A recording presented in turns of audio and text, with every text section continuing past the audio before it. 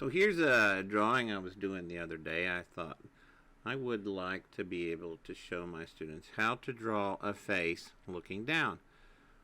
And as I've been drawing Leonardo da Vinci's drawings, I saw this one, and it looked very challenging, especially with all the braids. And so I said, I'll draw it. Now, I don't think students need you to explain where every line goes throughout the whole drawing, because there are just so many lines. Now, I look for effort, and I'll be honest with you, a lot of it's just how many lines did they put on the paper? Does it look like they spent some time on it? You know, if it looks like they just traced it, that's not a lot of effort. But let me start with this one. First off, I've got the right angle. See, that's the right angle of the head. And then I noticed when Leonardo da Vinci drew eyeballs, it's like they're inside the head. And then he just draws skin over top of that. So I draw two large circles. I normally wouldn't do that. Then I put in a ball for where the nose is, and then the mouth. And when I finish with this, mine isn't exactly like his, and I think I made my face too narrow, but still yet, it's not bad, I don't think. I have drawn some that I didn't quite like, but with this one, I don't think it's terrible. Well, my microphone just fell down, so I have to put it back up. There it goes. Now it's out of the way. And now it's not. So anyway, I think I got it out of the way. So I'm looking at my drawing and I'm thinking, did I do it right? Did I do it right? Sometimes you just have to look at your drawings and think to yourself, did you do this thing right or did you not? So I believe I've got the basics down.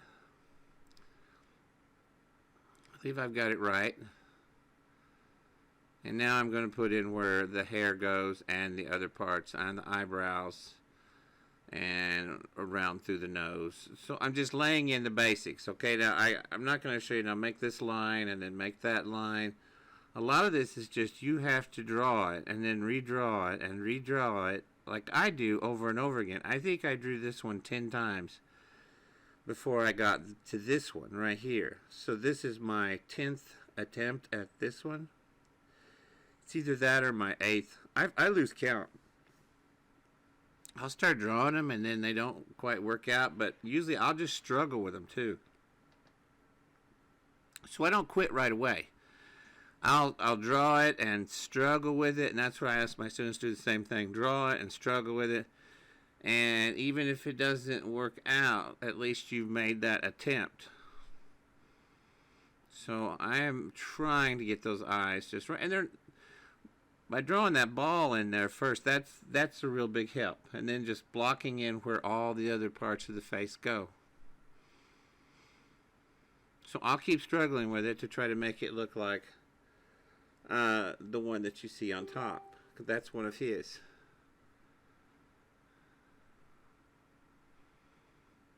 So just watch along with me, and like I said, I can't tell you now put in an eyebrow here and put the nose in here. You have to just it's kind of like riding a bike. You can't really explain riding a bike to somebody. It's like you have to do it. I mean, I showed you the basic start where I started at, where I made the ellipse, which is the start of the head, and then I laid in where I was going to put the mouth and the nose and the eyes.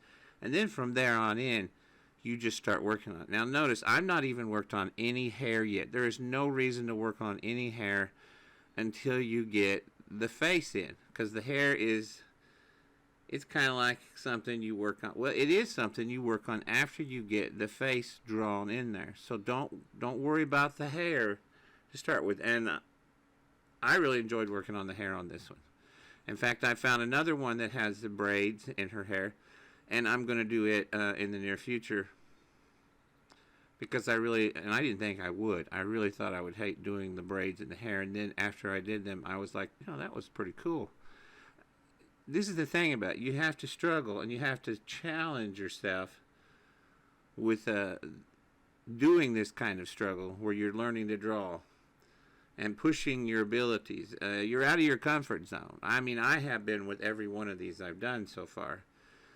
But I'm trying to learn how to draw like Da Vinci. So it's not been easy. None of it is. Now, right now, I'm using my left finger to show me where. I know it makes no sense, but it's kind of like, if this helps, my left finger is like, now look at this part, now look at this part, now look at this part. Put those braids in here and here and here. It's pointing out things to my right hand. My left hand is. And then I'm drawing them near those parts. Sometimes I'll use my left hand to trace around an area with my finger and then try to follow that same area with my right hand. I don't even know how to explain what that is, but it seems to work for me. So if it works for you, try it. Who knows, it might. It might work, but it's just a little thing that I do. Right now I'm just holding the paper. It's absolutely you doing nothing at the moment, but every now and then you'll see me take my left hand and my left index finger will start pointing at parts of the picture, and then I'll just start putting in where that part goes at with my right hand. Okay, there I go. Now I'm like trying to follow the outside, but I'm kind of going outside of what my left hand is telling me to do, but it's showing me those are curls. You need to put those in there. And I'm really enjoying putting all the curls in there.